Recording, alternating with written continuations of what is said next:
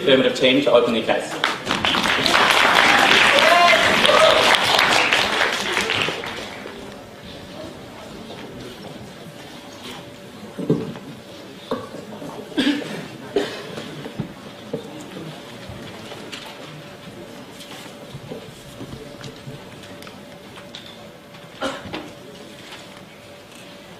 Ladies and gentlemen, today I am extremely honored to be standing here in the National Assembly of the Republic of Korea, speaking in the ESL Grand Final to all of you. But equally, I am very honored to be part of a team that loves the opposition and we love the organization that they are part of, ASEAN, ladies and gentlemen. And we believe that insofar as ASEAN is concerned, we believe that united we stand and divided we fall, or at least they do. So we say, ladies and gentlemen, that what we are looking to do today in today's debate is to aspire to ASEAN's goals in the international community and to advance its goals as an economic and political entity. And we believe that allowing the free movement of labor is a crucial part of that. So before I move on to my substantive argument, allow me to briefly talk about our model before telling you about why ASEAN needs to cooperate economically and how this is a natural extension of its policies, and secondly, how this affects the credibility of ASEAN in the international community. So ladies and gentlemen, our model is quite brief. What we will be telling you is that first of all, we'll be doing this on a stepwise level. We'll have quotas for the amount of people who can go through the labor barriers between different countries in the next several years until 2015, so that it's in line with the common market that ASEAN is striving for. Secondly, we tell you, ladies and gentlemen, that when someone from a particular ASEAN country wants to work in another ASEAN country, they will apply for a temporary work visa that will be granted automatically, and as long as they can find work within 6 months within that country, we say that they can therefore stay there and work there. And we believe that by doing so, we allow for the free movement of labor within ASEAN. So, first of all, ladies and gentlemen, let's discuss what exactly ASEAN is all about. We say that ASEAN is an organization that seeks to improve different sorts of cooperation between its member countries, one of the most fundamental ones being the economic interest of each and every single country.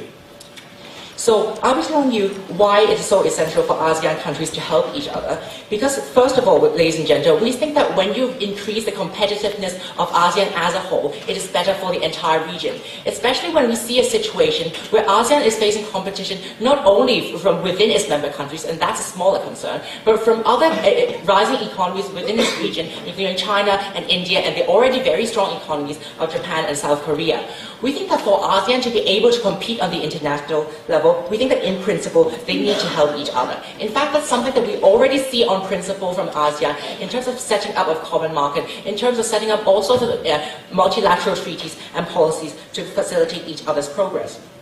What do we see in particular, secondly, ladies and gentlemen, with regard to labor, is that labor is something that can facilitate mutual benefit for these ASEAN countries. For example, if we say that one particular country has a very strong industry, however, it doesn't have the sort of labor force to back it up, we think that for them to be able to advance their comparative advantage in the international market, they need that supply of labor.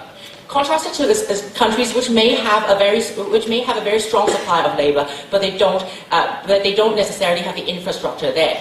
We think that for these, that ultimately, when you have a situation where the labor can move freely from one country to another, that those countries with an abundant supply of labor can supply the labor force to those countries which have a strong industry, and then those people can repatriate those sorts of incomes back to their home countries and therefore benefit everyone within the region.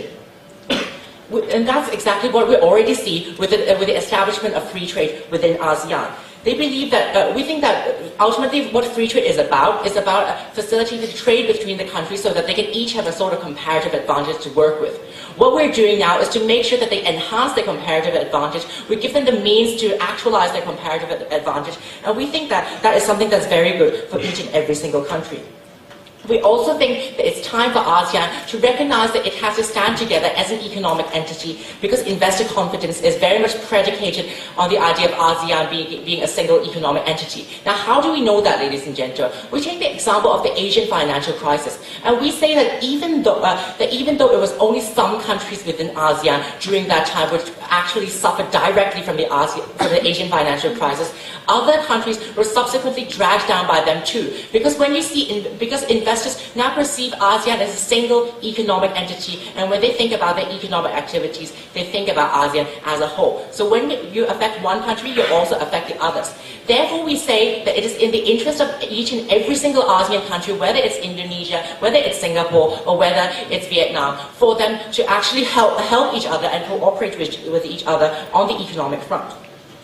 Last of all, ladies and gentlemen, we tell you that economic development is actually the cornerstone of social development in ASEAN.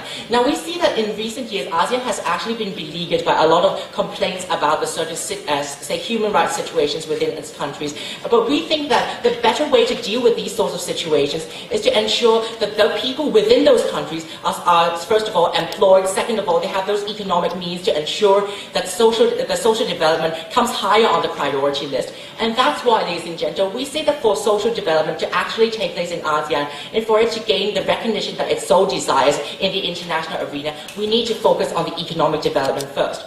We think that the free movement of labor is just a natural extension of the free trade agreements that are already cropping up within ASEAN.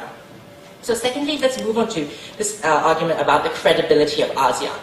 We say that ASEAN is an organization that has been characterized by international observers as an organization that is very much that says a lot but actually does very little, and they tend to call this the ASEAN way of doing things. We think that for ASEAN to be able to get its credibility and recognition on the international arena as someone who's as an organization that's actually respectable and someone that you can interact positively with, it needs to ensure that it actually puts its principles to work. When it says very clearly in the ASEAN constitution, rather than the declaration, that ASEAN seeks to maximize cooperation between different countries, we actually need to put forward those policies for the ASEAN to gain any sort of recognition, instead of being perceived as some sort of organization with only a facade and nothing to back it up. So ladies and gentlemen, what have I told you today from first proposition? I've told you that ASEAN is an organization that needs to stand together economically for it to succeed internationally, and also taking into consideration the needs of each and every single country within ASEAN. We told you that for ASEAN to gain its recognition as an international organization that has legitimacy and that has authority, it needs to ensure that it actually puts something behind its big words. Ladies and gentlemen, today is the proposition that believes in the future of ASEAN. We believe that for ASEAN to be successful in the future, today's important motion must pass. Thank you.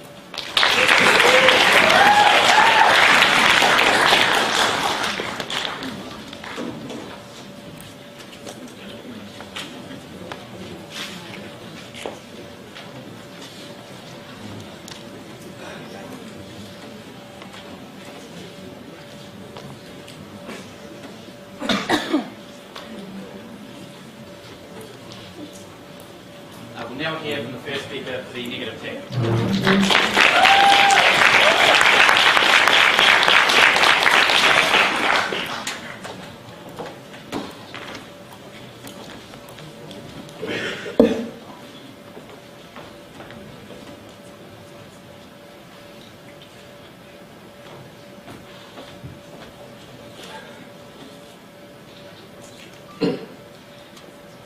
Members of the House, the stance of oppositions is very simple.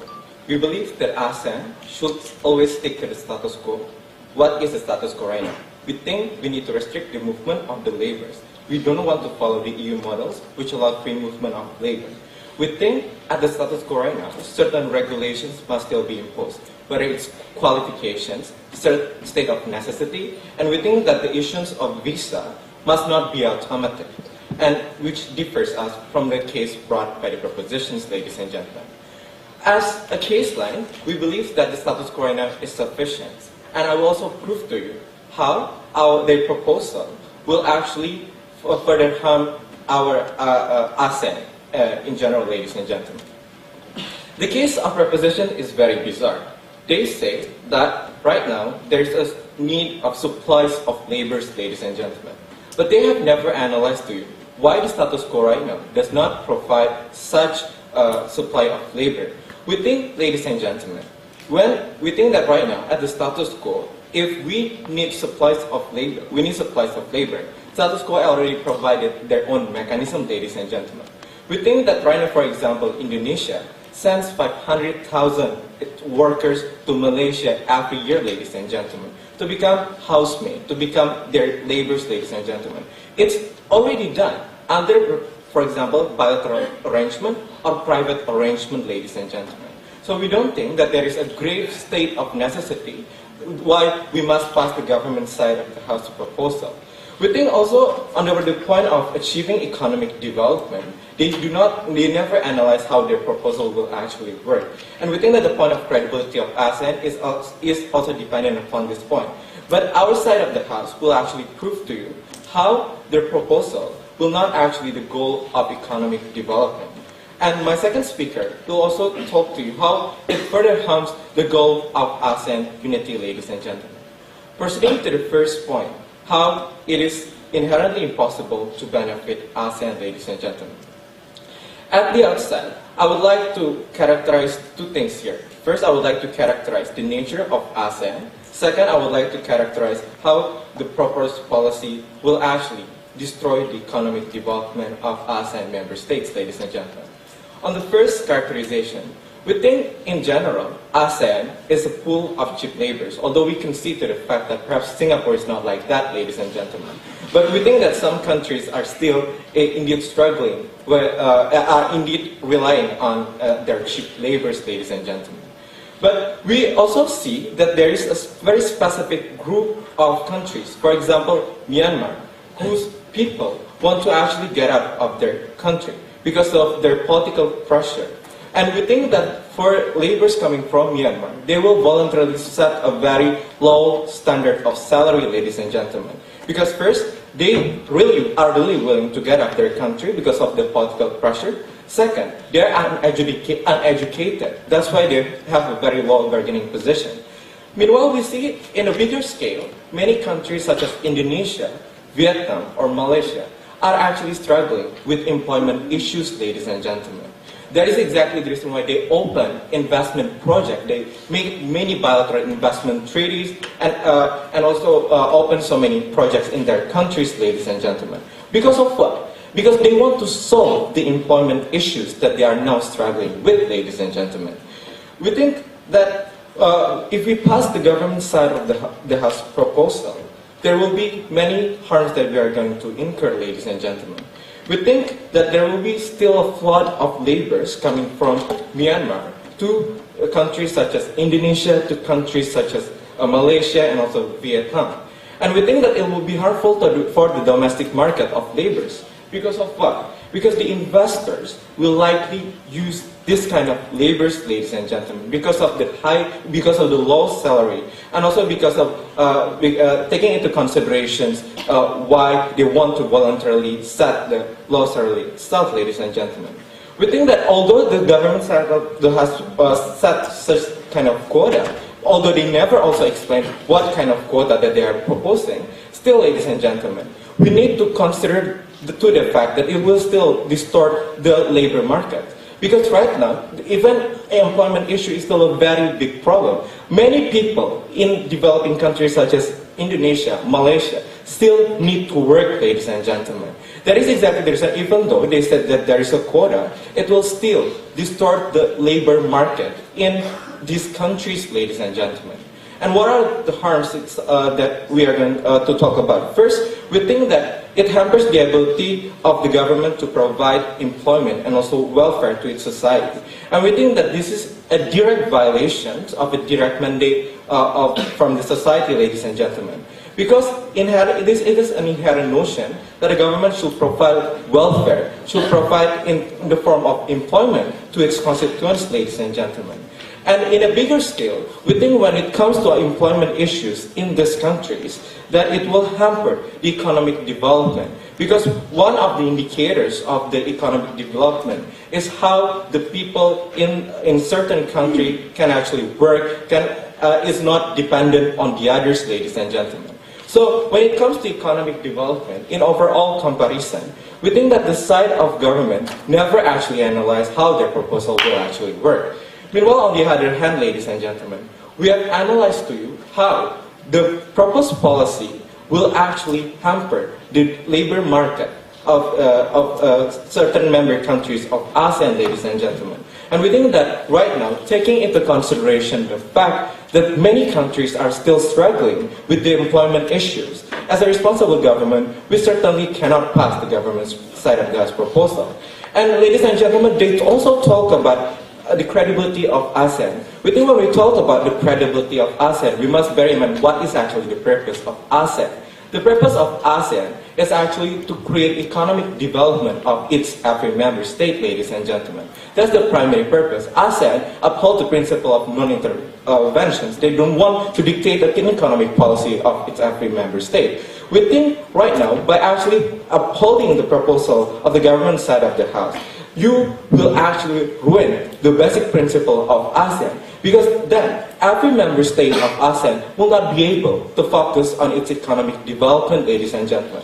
More importantly, you will also dictate the economic policy of its every member state, because right now they already have a plan of what are the numbers of employment and also the number of projects that are currently being run, ladies and gentlemen. It will overall hamper all these member countries' project, ladies and gentlemen. That is exactly the reason why when we talk about credibility, their proposal will not actually fulfill their goal, which is to provide economic development and also to provide credibility of ASEAN as an international institution.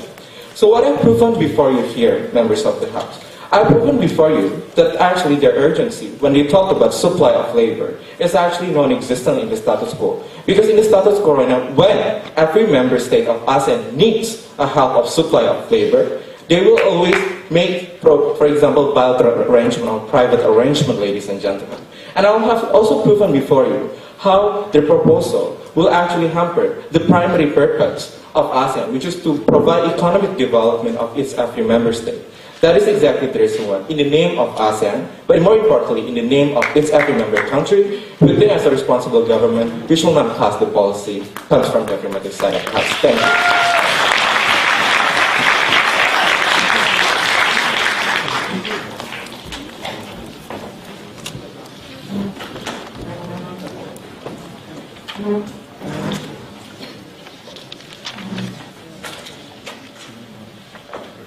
Now I'd like the second speaker for the affirmative team.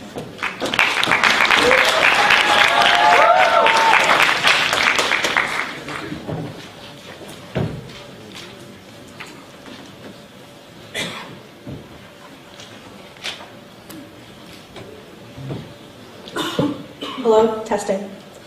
Ladies and gentlemen, let me just first start by telling you what an honor it is for me to be turning 21 today on the stage in the National Assembly before all of you speaking at the ESL finals. Thank you very much. Now, before I move on to my two substantives today, which is to explain to you and to extend this debate beyond, economic benefits and harms to the social issues and to the security issues of ASEAN countries, I would first like to make a few very brief rebuttals. Now, first of all, they came out and told us that there is that the status quo can adequately deal with the problem of the shortage in supply of labor. And we tell you that private arrangements are inadequate because, as you have seen, if they're truly adequate, then there will be no, no shortage of supply problem anymore. And we say that there is still residual demand left over from these private arrangements. And today we aim to match those supply with our model. And we say that we are focusing more on the long term. As Benjamin has already explained to you, that the goal for ASEAN by 2015 is to create a common market between the ASEAN countries. And we say that this model is one step forward towards that common goal. And we say that one of the biggest problems ASEAN has is that they are seen as one, and that these countries are actually interlinked. But then the sad thing is, these countries may benefit individually, but when they suffer as one. And that is why there is a need to, further boost up the credibility of the whole ASEAN. Now, second of all, they told us that we are actually exacerbating the unemployment rates in richer countries where workers would usually be flooding to. And we say that that is a completely overstated harm, as I will be talking about this more during my substantives. But also, as you have already explained very clearly, Indonesia provides lots and lots of housemates to Malaysia, and we say that it is very highly unlikely that these people will be competing for the same jobs as locals anyway. And we say that this will will not cause any substantial harm to the unemployment rates of these countries. And we also say that, looking at the example of the European Union, after the European Union enforced this free labor policy, the unemployment rate of the whole European Union spiked from 4% to 8% in 1 year, but it also started going down. And we see that overall, in the long term, which is what we're focusing on today, there will be no such harm. And we also say that, and they also came out and criticized us for, saying that we are interfering with the economic plans of these governments and how that is against ASEAN's principle. Again, we say that this is an extreme exaggeration. We are simply, advocating for the free movement of labor. We are not trying to dictate these economic plans of these governments, and we think that point makes absolutely no sense in this debate. And lastly, I would like to talk about the role of government in providing for their own people. Now, the ASEAN countries are actually export-oriented markets, and we see that from the example of how Myanmar provides cheap labor to Malaysia. It actually allows Malaysian products to compete with Chinese products in terms of price. And this, ladies and gentlemen, is how free movement of labor will actually benefit their own countries ultimately, and this is how the role of government is fulfilled in providing for their own people. Now, moving on to my two substantives today, which is first of all to explain to you how this model will actually strengthen the internal bonding within ASEAN countries, which will actually prevent conflicts between these countries and strengthen the security of the entire area.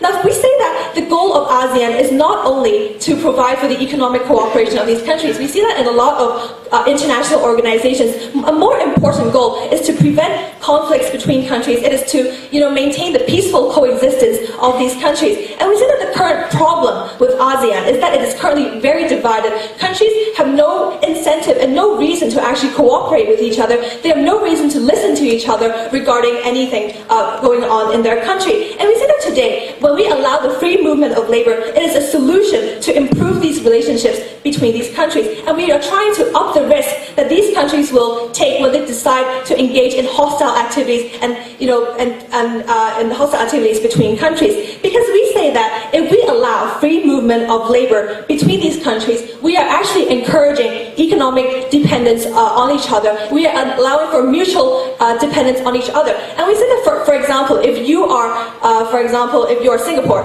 and you know that you're cooperating with Cambodia, and you will know that your economies are interlinked, and it will create a mutual dependence on each other. And so this perception will actually affect you when you decide whether you want to actually engage in hostile activities or engage in hostile conversation with these countries. And we say that, taking the example of the US and the China, when US knows that its economy is dependent on China, because everyone knows that right now. And so we say that this will actually decrease the incentive for the United States to actually come out and condemn China for doing something wrong, and to actually it will encourage the United States to take a further step to improve the relationship between China and the US. And we say that ultimately this will benefit the whole ASEAN region as a whole, because we are encouraging unity, we are encouraging security, and we see that the good relationship resulting from the mutual benefits and the mutual cooperation between these countries will lead to a more peaceful region as a whole. And this is very important for especially the safety and the well-being of people in these countries. Now, secondly, we say that there is actually benefits to individual countries, both economically and socially, that can be seen from today's model. We see that today a problem with a lot of these countries is that they have a lot of labor who are actually willing and able to work, but there are simply not enough industries for them to work in their own countries. And that these countries have a very high unemployment rate, and these countries simply aren't able to provide for these labor forces. And we see that there is a need for them to be able to look to other places for opportunities to work and to provide for their own families. And secondly, we see that as Benjamin has already explained a little, the ASEAN countries are seen as one, and if one falls, all of them fall. And we see that the current problem is that there are differing economic conditions within these countries, and we see that if one country falls, they all fall, as we have seen from the example of the Asian financial crisis. When one Asian country falls in the ASEAN, we see that this actually discourages investors investment opportunities for every country, because they will automatically assume and associate these countries with other countries, and they will assume that if they invest in these countries, they're subjecting themselves to a lot of risk. And we said that if we employ the model that we have proposed today, in the short term, especially for poor countries, they will benefit because their labor will be free to move around and get jobs in other countries, and they will ultimately bring profits back into their own country, which will boost up the economy of their home country. And we say that this is a very obvious short-term benefit, but ultimately we also look to the long-term benefit, especially for the richer countries, because we are encouraging investors, because we are creating an image that ASEAN is united, and we see that the unemployment thing is a very short-term thing, a spike that will happen, that will eventually go down, and as we have seen from the example of the European Union. And we say that even in examples like Singapore and Indonesia, where Singapore has an unemployment rate of currently at 3% and Indonesia has an unemployment rate of 5%, we see that they are able to tolerate these short-term spikes in unemployment rate. And as we have said before anyway, that a lot of these countries, the poorer countries, will be sending in low-skilled labor to fill up jobs, basic jobs like, for example, housemaids or cleaners, that locals wouldn't, that the locals aren't aiming for anyway. And we said that ultimately this will lead to more important economic growth for the whole country. And we said that today, ladies and gentlemen, if you want ASEAN to prosper, please go for the affirmative side. Thank you very much.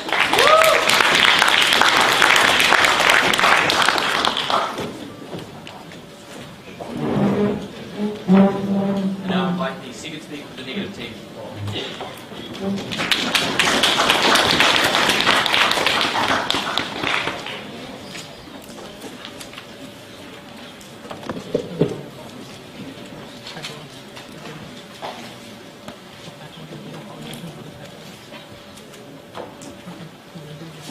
Ladies and gentlemen, if you want for ASEAN to go deeper into social and economic turmoil, then you should go with the affirmative side of the house. But they, in this case, clearly has mischaracterized ASEAN. Their cases hinges on the assumptions that there is a labor shortage in ASEAN. And I believe that people coming from ASEAN countries here can say that does not happen. The reason why we flunked into global financial crisis is not because we have a labor shortage or because I cannot work in Singapore or Malaysia, but because individual nations cannot strengthen their people, cannot provide employment, which will be worsened in their cases because they're going to trigger a race bottom in the labor market, which we say is much more harmful towards the economic and social development of individual nations. We stand here as the negative side of the house to say that it's further harms the goal of ASEAN in the long term by applying this policy. We say that ASEAN is not ready to open their market right now because individual nations have different characteristics, have different needs, and opening up this market actually takes away the ability of these countries to control their own market. Now, as the second speaker of the negative side of the house, I will further prove to you how it harms the goal of ASEAN unity. But before that, let us see the case that they're actually bringing. They want to open the market. They say that by opening up market, you're going to get other benefits. So the benefits that they're bringing, for example, how it upholds the ASEAN unity, how it's going to increase ASEAN credibility, hinges on the successful of their proposal. Well, let's see their proposal. They're going to open up market, and they conceded that in ASEAN, there's a lot of cheap labor that are willing to work for a cheap prices. So now they're going to actually destroy the labor market in ASEAN by allowing Myanmar labor to actually come to Indonesia, saying that, hey, we can work way cheaper than Indonesian labor. Indonesian people struggling with unemployment have two options. A, stay to become unemployed, then don't get food, don't get any welfare that they're actually offering. Or B, actually going to say that we're going to actually work for lower wages, which we say is much more harmful because the goal that they're offering is social and economic betterment. Social and economic betterment you will get when your government can actually provide you jobs, and they're going to eliminate that by actually destroying the market, allowing more cheap labor to come in and take away the comparative advantage of each labor in each ASEAN country. So that is not the solutions that we're actually seeking in this status quo. Now, what the second speaker brought. So they brought to you about peaceful coexistence. They say that it's going to help ASEAN nations when they actually have more connections, more relations by having more labors. Again, this will work when the thing actually happens, when the labor can, when we actually can have the people working and makes it less hostility. Well, it doesn't, ladies and gentlemen. Why? Instead of making less hostility, you're creating another hostility, because in this case, you're actually allowing the people to know that you're actually opening up chance for social jealousy. Because now you have cheaper labor coming in, take away your job, knowing that these people particularly come from, oh, this hospital is stealing my job. You're not creating any movement, any social cohesiveness within ASEAN nations, which I will further prove in my argument. And second, they say that it's going to benefit ASEAN nations because it will decrease unemployment rates. The assumptions again hinges if they can get other jobs. They conceded to our characterizations that unemployment is so high in ASEAN nations. So even if Myanmar is willing to go to the other ASEAN nations, they will either have to work in a very low wage job or probably don't get job at all, ladies and gentlemen. Which in the first proposal, it is very harmful towards the people, the worker there, and the people that are coming. And then the second proposal, it will not actually prove their cases. Now back to my argument, how it harms the goal of ASEAN unity, ladies and gentlemen. We conceded that ASEAN does want to have an ASEAN unity by 2015. We want to have ASEAN community. But it does not only stop at the level of government. It does not only stop at economic level. We want to create a cohesive community right from the society, the economy, the politics, and everything. But we do understand that the specific characteristic and unique characteristic that ASEAN has, they have different level of economy, they have different level of political democracy, and so on and so forth. That is why up until now, there's a lot of things that we take in the strategic step. We don't have human rights body up until now, even though the international words is like screaming at us saying that you have to do something with the human rights violations. We don't have that because we understand that all of these unity need to be taken into a gradual step. And what will happen if they actually implement this? They say that it's going to be beneficial for them. Well, we say it's not. Why, ladies and gentlemen? Now you're going to open up chance for social jealousy. Because Myanmar will come to Indonesia saying that we will work with the way lower wages than your local worker. And then this local worker, like I said, can be unemployed or probably work in lower wages. But most likely they'll be unemployed because in this case they're going to compete with not only Myanmar but other labor from other countries. With the destroyed labor market, that these people will understand that these people are stealing the food from my children. These people, this social jealousy is going to happen. The social jealousy that happens within groups in the nations is already harmful, let alone a social jealousy happening among nations. Like in Indonesia, a riot in 1998 where Indonesian local people are killing a race from China because China was considered more wealthy than the Indonesian people. We say that it might be even harmful when you actually allow the labor market to open. Now we say this social jealousy can actually rise not only to the level of the society, but also goes to the level of government. In this case, you see what happened in European Union when the French is actually deporting the Romanian. This started from the very bottom level of the society that transcends into an immigration policy resulted from the government. We say that it's more likely to happen, that it's more likely for ASEAN not to get the ASEAN community and unity when the people from the very bottom level cannot respect and cannot accept each other. So the ASEAN community in 2015 will less likely happen in their proposal because you're creating more reason to antagonize other ASEAN members, especially from the level of the society, and you're giving more reason for these people that at the very first place right now government try to embrace to get into the idea of ASEAN community. In the status quo, the ASEAN people, the ASEAN government is actually trying to have a student exchange. They're trying to have a cultural exchange. They're trying to have a dialogue, and all of this sort of thing is they're trying to formalize the idea that ASEAN community should be done as a whole, not only in the level of government. Because ASEAN community is there to seek for economic and social betterment for ASEAN as a bloc, and it can only be done not on the level of politics only, but it has to transcend to the level of society. Because when ASEAN wants to move and be as strong as EU in the international level, it can only be done when people know that they have to work together in order to achieve the greatness in the international world.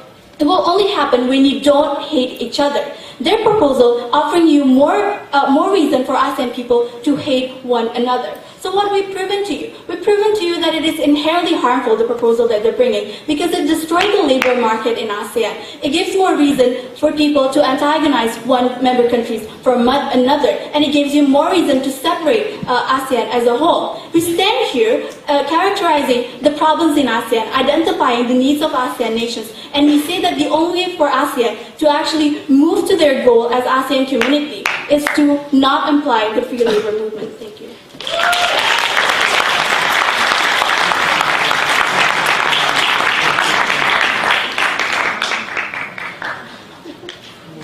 Now, I'd like the third speaker of the affirmative team to include the affirmative consent.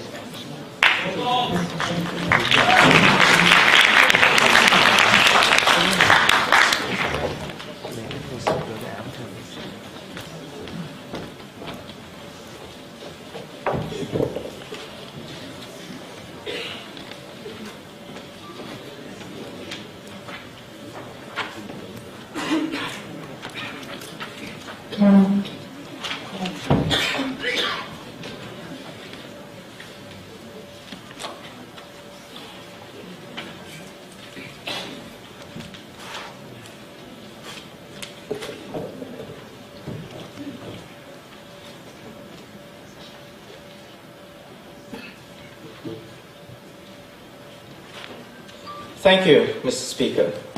The problem we see with ASEAN today is that ASEAN suffers as a whole. We point to examples such as the 1997 Asian crisis. However, they benefit individually, and that is the problem. How do we solve this problem? We tell you that we aim to bond them as one through economic dependence, and through economic dependence, will they actually benefit as an economic region, as an economic bloc? That is the problem we have told you.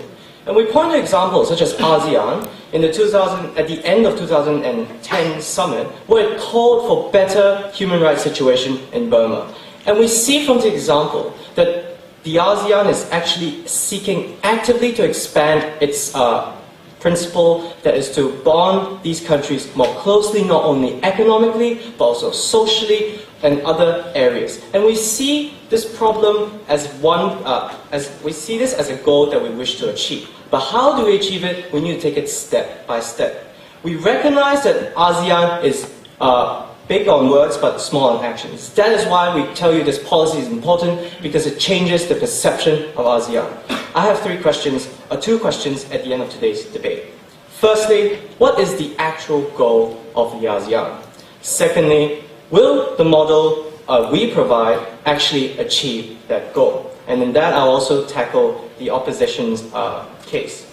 So how do we best promote this economic bloc? And we say that that is the goal of ASEAN. They told you that ASEAN is only for economic cooperation. Then we on the proposition agree. But what we say is that that is not the sole goal. The goal is also to expand, seeking to help economically, socially, and other areas. We think that ASEAN is now seeking more active steps, such as the summit we pointed to just now, and they have not responded to that. But we say even if it's just about economic cooperation, we tell you that our policy brings economic benefits. And it directly clashes on the point about disruption of the economic environment. Ben's analysis was very clear. We have 4 points. We told you firstly, seeing from the economic crisis, they are seen as one bloc. But currently, there are no mechanisms in place that will actually bond them to benefit as one. We secondly told you, in order to solve that problem, we match demand to supply. That is, these countries, these strong nations, there are always jobs available, such as cleaning the toilets, such as being a maid. And we tell you these jobs are not met. And we tell you when you have ASEAN countries that actively need jobs, when they actually do come and employ in these regions, they actually benefit. They repatriate the profits back to their country. Analysis coming from Fiona was very clear on this. We thirdly told you about the idea of competitiveness and the idea of ASEAN needing to work as one, produce ASEAN products in order to compete with Chinese cheap products. never engaged. And fourthly, we told you how our policy brings investors confidence. Because if the investor sees the region is usually coherent, usually with no conflicts, with strong economic cooperation, we tell you that the confidence will increase. And these are the benefits that will flow from our policy. But even if we tell you that even if we tell you these economic benefits might not fly, we tell you it brings better cooperation. Fiona's analysis was very, very clear on this, about how countries are currently not mutually dependent. And we tell you that our policy will facilitate cooperation. Why? Because if two countries or more countries are relying on each other, such as, we point to examples such as the European Union, when these countries are mutually dependent, they are less likely to have conflicts. They are not incentivized to have conflicts because they know when they are mutually dependent, they will seek compromise, they will seek ways where they could happily coexist in a happy nirvana. And we tell you that these are the benefits that will flow from our policy. Now then they quibble about how ASEAN doesn't benefit from this. Well, we firstly tell you that what I've just told you are the benefits already. These are the tangible goals that will immediately flow from the opening of the market. But we tell you, firstly, that if countries are performing better in the ASEAN regions, it's actually beneficial. Why? If these ASEAN countries are strong, the organization that is, the constituents of the ASEAN organization will become better if the constituents themselves perform better.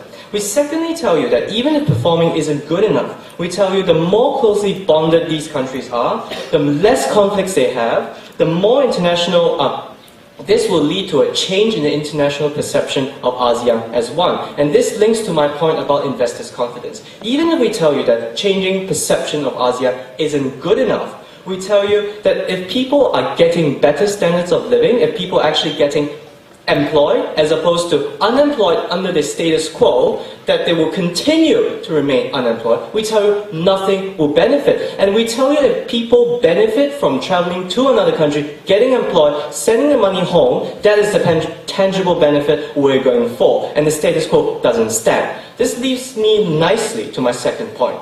Whose model will work to actually achieve the goals of the ASEAN? Well, the problem we both sides recognize is that ASEAN is not united. They are focused on a very micro problem, that you have unemployment in these individualistic countries. The question is, how do you promote employment if you remain with the status quo? You can't. And we tell you under the status quo there are three problems. Firstly, there's insufficient cooperation. Secondly, it lacks economic competitiveness. And thirdly, it lacks credibility on the international arena. How will their policy, by sticking to the status quo, improve any of these facets? It doesn't. And our model tells you it solves all these problems. Firstly, it strengthens internal bonding. We tell you when, as I've told you previously, if it's economically reliant, if there's less incentive to create conflicts, that is why these countries will benefit. That's why globalization works, because when countries are mutually dependent, they actually benefit through the bilateral and multilateral gains, such as economic growth, social growth, traveling, tourism, and the like. And we tell you, good relationship is the basis upon which we build good relations. And then they quibble about social jealousy and leading to hatred. We have a couple of responses to that. Firstly, we tell you that these people coming to the nations are competing for different jobs. That's why it falls under our point about demand and supply. Because there is a need for these jobs, that's why people going to these countries will be employed. We secondly tell you that even if you quibble about them snatching jobs, we tell you that it's wrong, because these people are inherently low skilled. So they will only fill in generally the low skilled sector, and these countries, rich, developed countries, aren't interested. The people in it aren't really interested in this. We secondly tell you that unemployment is an ineluctable reality that will happen anyway. Their problem doesn't solve it. And when we think, even if you say that unemployment is the problem, then we tell you that your idea of unemployment and hatred is misguided. Because unemployment and hatred only occurs when the people in the country are unemployed. And the reason why they're unemployed is because these countries lack competitiveness. Mr. Speaker, at the end of today's debate, it is only the proposition that stood firmly by the principle of mutual economic and peaceful cooperation and mutual dependence, with the opposition that fails to defend its material by recalcitrantly sticking to the status quo that doesn't change anything. That's why we propose. Thank you.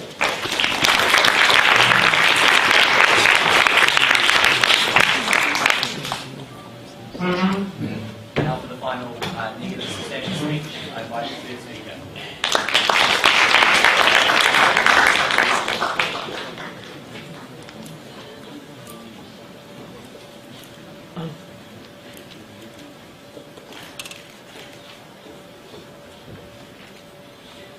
Hello. Would you mind look at your shares, please?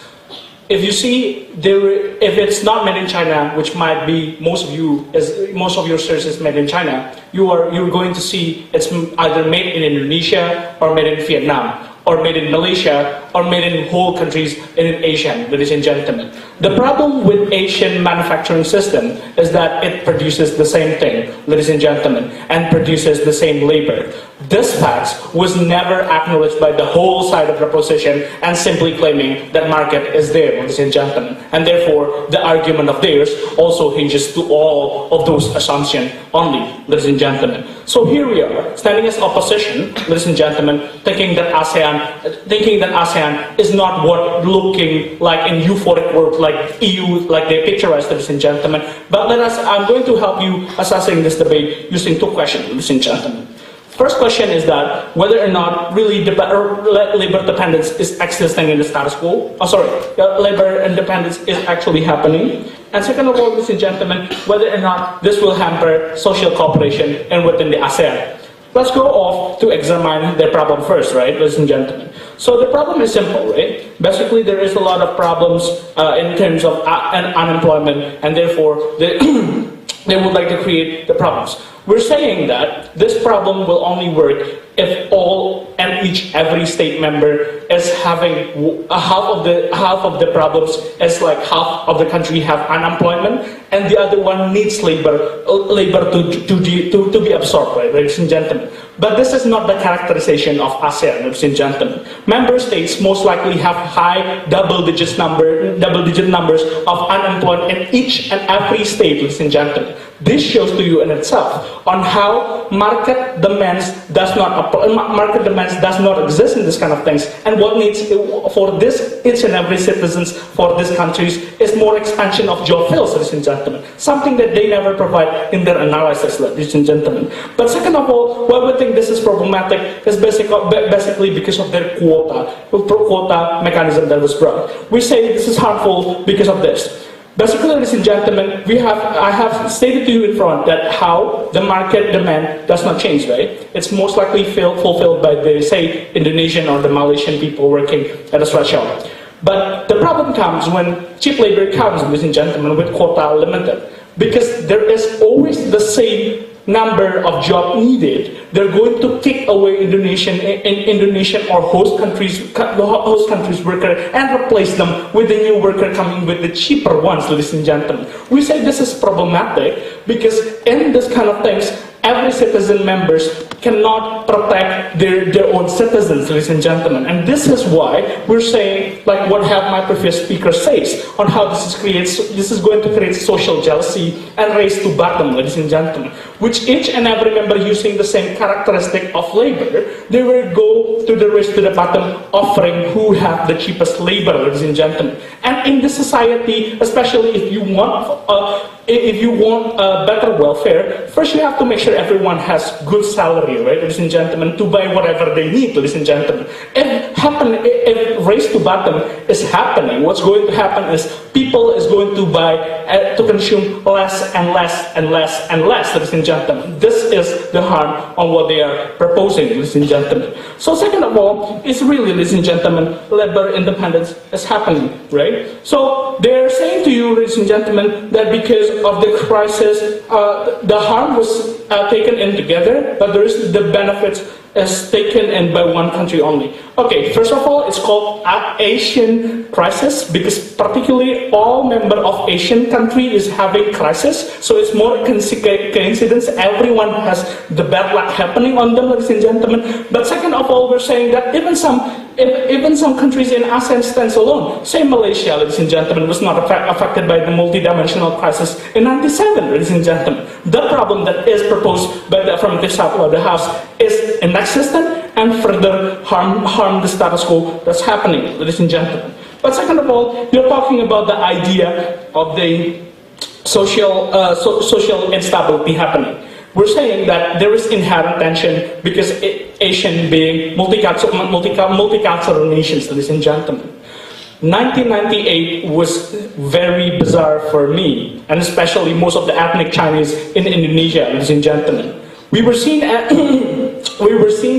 the ruling class of the economy, on how economic jealousy was actually happening in the status quo. Back then in '98, and everyone was coming into our houses.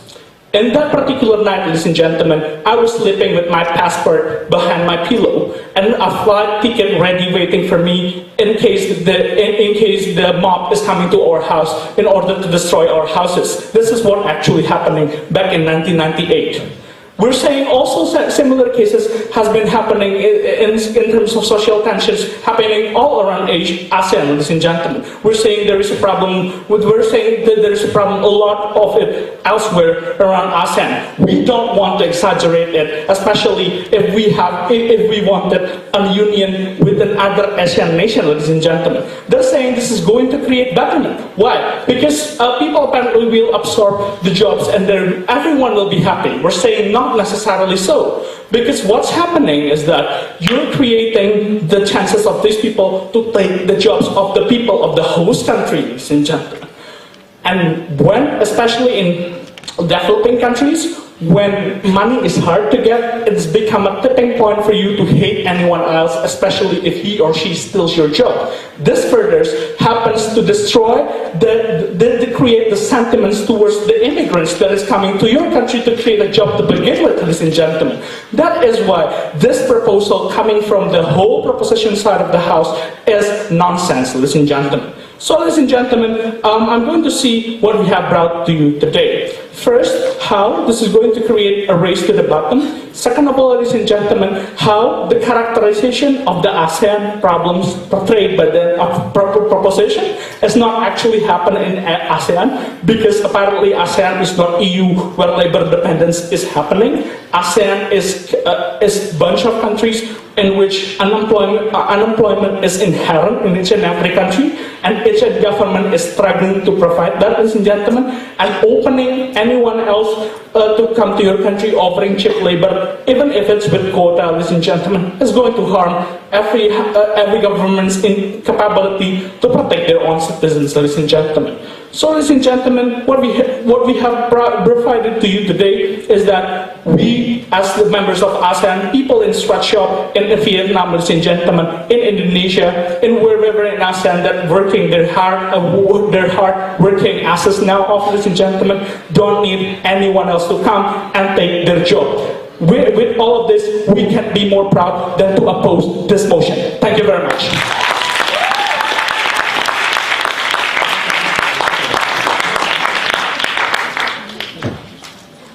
That brings us to reply speeches, and I call the leader of the negative team to reply.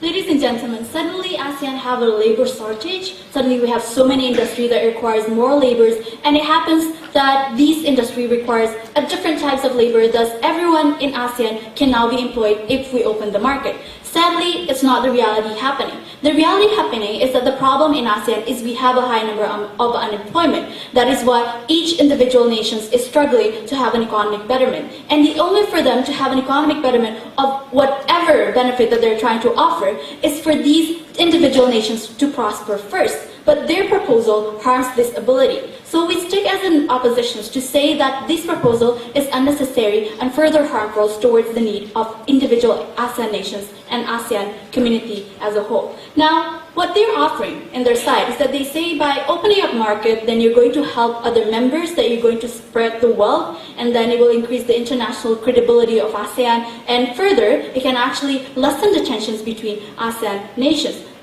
All of these assumptions relies on the fact that if the proposal works, if suddenly all of these people can move to other countries and get a proper job, if all of these people suddenly the number of unemployment in ASEAN drops down, which doesn't happen, and we already explained in our cases. Now, I'm going to weigh this debate on two major clashes. First is it really what the ASEAN needed? And second, will it really bring betterment for ASEAN unity? Now, first thing, is it really what ASEAN needed? They say that they characterize to you the new ASEAN, the ASEAN that I never learned about before.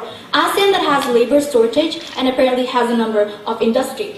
We say that if really the characteristic is happening, we say that it's still harmful. Why? We explain to you how the race of bottom will always happen. Because even if we have a labor shortage, the characteristic of labor in ASEAN mostly are the same, although we can see that Singapore might be different. But the number of low-skilled labor is what most ASEAN industry needed, because we have sweatshop. And this will make a race bottom, in which these people will not get their economic or social welfare. Instead, they're going to plunk deeper into a less welfare, because now they will have to compete with the labor that can offer a low wage. And we say that it's harmful, because at the very beginning, they come here saying to you that economic betterment is what they're trying to achieve for. And this will harm the individual within each country to achieve this betterment. Now, and the second layer, they say that it will bring betterment towards ASEAN unity. They say that it will create interdependence because we can have more labors in other countries, thus it will less likely for ASEAN nations to fight each other. Well, they forgot to characterize that the ASEAN conflict that is happening right now is not merely because of economy. Thus, all of this proposal won't work. But even if it does really happen, we already proved to you that it won't. It instead create more incentives, more reason for these people to hate each other. Because in our proposal, we already brought to you that the status quo is working. We say that the ASEAN unity that we're trying to achieve need to be achieved gradually. And jumping into this step will harm the progress they're already making. Because right now, you're going to create more reason for the member society to antagonize other member society from other nations in ASEAN, in which the ASEAN government is struggling to embrace the society to come into the ASEAN community by 2015. They're doing student exchange and other proposals. But in their proposal, they're creating more reason for these people to hate the Laos people or Myanmar people because they steal the job from their people. So we say here that in this debate, we need to characterize and identify the needs of ASEAN nations. And the needs of ASEAN nations is for them to prosper individually, thus they can be seen strong as a bloc. And their proposal harms that ability, and further it harms the ability of ASEAN nations to come together and identify themselves as one, as ASEAN community. Thus, in this debate, we see that we need the side that should win is the side that managed to characterize to you which is ASEAN really, and what ASEAN needed. Thus, we say that opening labor market is harmful for ASEAN. Thank you.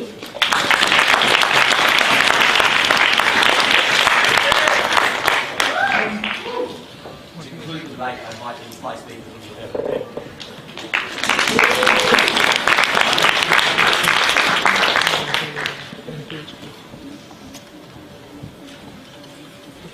Ladies and gentlemen, we've just witnessed a debate in which both sides seem to have ASEAN's best interests at heart. But what I'll be showing you in my reply speech today is that it is this side proposition which ultimately best understands the consequences of today's policies and understands the principles that ASEAN already stands for and strives to actualize them in the real world. I'm offering two issues today, ladies and gentlemen. Firstly, I'm going to tell you about the economic consequences of today's policy and the impacts. Secondly, I'll move on to the social level. But first of all, ladies and gentlemen, economics. What I told you in my very first speech is that ultimately ASEAN has an entrenched interest to advance the entire bloc economically, because it has to project itself as an international competitive economic entity to compete with the likes of China, South Korea, and Japan. I also told you that there exists a problem within ASEAN right now, whereas there is a mismatch of demand and supply in different countries, and that we want to ensure that those countries which have strong industries also have a strong labor force to back it up, whereas those with a strong labor force but without the industry can get employment opportunities. We also told you that it is well within the interest of ASEAN to maximize investor confidence because they are already perceived as a single economic entity, as evidenced by what happened during the 1997 Asian financial crisis. Now, what we heard in response to this from first opposition was that we would remove the jobs from the domestic market in certain ASEAN countries. We told you in response to this, in second affirmative, is that these people aren't necessarily competing for the same jobs. And we also told you that when you have a situation where we can produce goods more cheaply within a country, you advance that country individually as well, therefore fitting the agenda of the opposition as well very nicely. We told you that it is well within the role of the government to take the advantages of the economy above all else, because that is what will ultimately benefit the people and the entire country as a whole. We told you that ASEAN already strives to see economic cooperation through its free trade agreements, through maximizing a common market by 2015, and what we're proposing is nothing more than a natural extension of that will ultimately benefit everyone. Which brings me on to the second level of analysis that took place in the debate today. Onto the social level, what we told you is that when we take away the economic distractions, we are more able to focus on pressing social issues within the region. When people are employed and well-fed and well-watered, they can then focus on situations such as human rights violations. We also have middle-class pressures within countries that have become more prosperous to not engage in any sort of conflict against each other, because that would not be in the economic interest of that particular middle class. This analysis was brought out very clearly to you in second affirmative by our birthday girl, Fiona. What we heard in terms of social level consequences from the opposition was this idea about hostility and social jealousy. We responded to this in third affirmative by telling to you that social jealousy only manifests itself when jobs are actually being robbed away from people in the domestic market. This again falls back onto the analysis we already provided you on the economic level, that people don't necessarily seek for the same jobs, and that ultimately when your entire economy benefits, people won't be angry at each other. Last of all, I told you in my first speech that we want to maximize the credibility of ASEAN on the international arena. This was an idea that received very little engagement from this opposition. We told you that ASEAN, to advance as an international institution, needs to match its big words with real action. And that is something that only proposition today has been managing to strive for. Ladies and gentlemen, it is this proposition that is trying to do the right things so that citizens of ASEAN can sleep safely at night with their passport in their safe, together with copious amounts of money. Ladies and gentlemen, united we stand, and united we stand for today's motion.